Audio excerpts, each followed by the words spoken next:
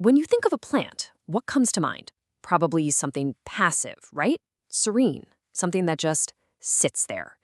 But what if I told you that beneath that quiet green exterior lies a world of fortresses, chemical factories, and master tacticians, all waging a silent, multi-million-year war?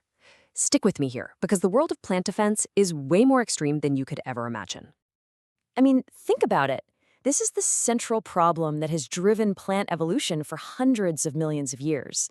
Being rooted to the spot makes you a sitting duck for literally every hungry herbivore out there, from the tiniest insect to the biggest mammal. You can't run, you can't hide, so what do? Well, you have no choice. You have to turn yourself into a weapon.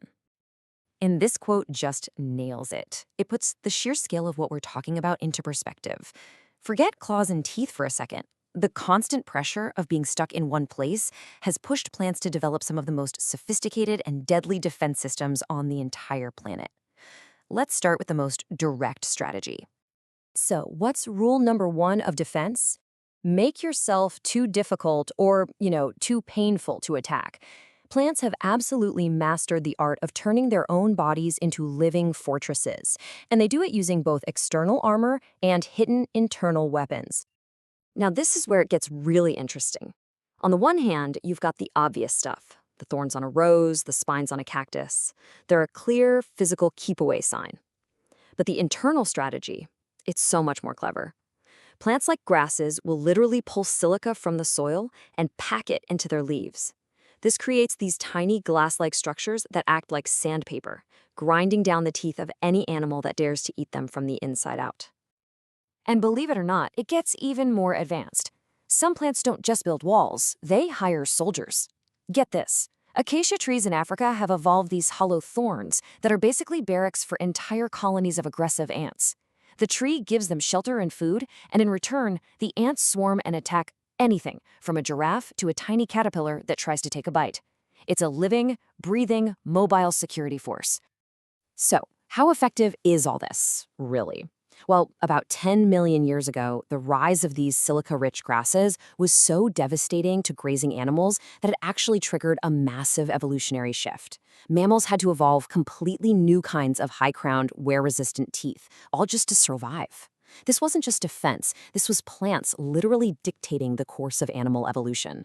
But, physical armor's just the beginning. Right, so if you can't stop them with armor, you poison them. And let me tell you, plants are some of the most sophisticated chemists on Earth. They've cooked up an arsenal of toxins, poisons, and molecular agents that would make a spy novelist jealous. Just take ricin from the humble castor bean. This isn't some crude poison, it's a molecular assassin. Ricin targets and destroys ribosomes. Those are the tiny factories inside our cells that build all the proteins we need to live. Without proteins, cells can't function and they just die. It is an incredibly precise and lethal defense mechanism designed to protect the plant's most precious cargo, its seeds. But not all chemical attacks are designed for a quick kill. Some are much more insidious. Plants like clover produce compounds that are a perfect mimic of animal hormones, like estrogen. So when sheep, for instance, graze on too much clover, these phytoestrogens can completely mess with their reproductive cycles, causing widespread infertility.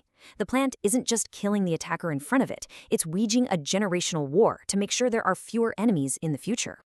And you can just see the incredible diversity of these strategies right here. On one side, you have the direct, deadly assault of a toxin like ricin.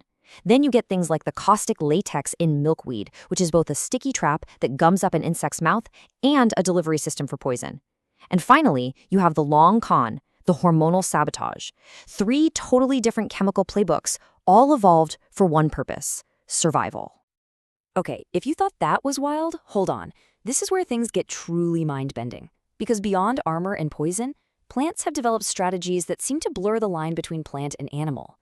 Manipulating other creatures, moving with startling speed, and even waging psychological warfare. This is honestly one of my favorite examples. So picture this. A caterpillar starts munching on a corn plant. The plant doesn't just sit there and take it. It releases a specific chemical perfume into the air. And this isn't a random smell. It's a targeted SOS signal that attracts a very specific species of parasitic wasp. The wasp flies in, finds the caterpillar, and injects its eggs right inside it. The threat is neutralized, not by the plant itself, but by the mercenary it called for backup. Amazing. And just look at the range of these tactics. On one hand, you have pure passive deception. Passion flowers grow these little yellow spots on their leaves that look exactly like butterfly eggs. Since butterflies try to avoid laying their eggs where others already have, they just see the fake ones and fly away, which saves the plant from its future caterpillars. Then, on the complete other end of the spectrum, you have pure aggression, the Venus flytrap, whose snap is one of the fastest movements in the entire plant kingdom. And if you can't fight an animal's body, why not attack its mind? Plants like the peyote cactus produce powerful psychoactive compounds. Now, the evolutionary goal probably wasn't for human spiritual journeys. It was most likely to disorient and confuse a grazing animal, either making it an easy target for predators or just convincing it that this particular meal was a very bad idea. This is basically perceptual sabotage. So, this is all fascinating stuff, right?